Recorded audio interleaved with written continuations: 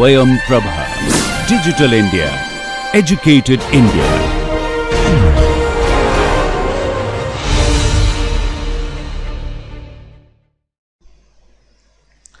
The last of the control sources we'll consider is the current controlled current source. Okay.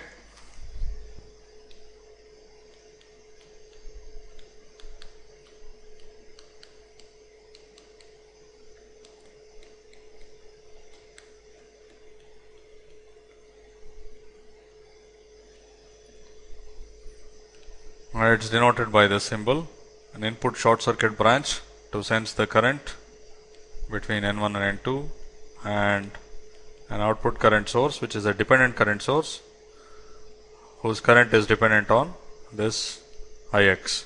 So this current is given by K times Ix, where K is, as you realize, a dimensionless number because it multiplies a current to give you a current. Okay. You can think of this as the counterpart of the voltage controlled voltage source. A voltage controlled voltage source gives you a scaled voltage, and a current controlled current source gives you a scaled current. Okay. And again, from this relationship, it's obvious that this is linear. Okay. And what it means is that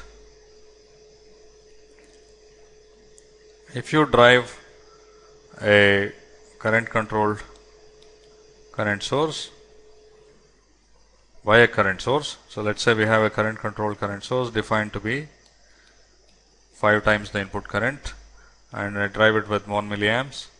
I connect this to some arbitrary circuit. This causes a current of 5 milliamps to flow here. Okay.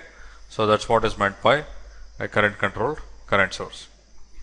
Now, as before, when you use it in a circuit, so I'll take the same example circuit I had done with the current controlled voltage source.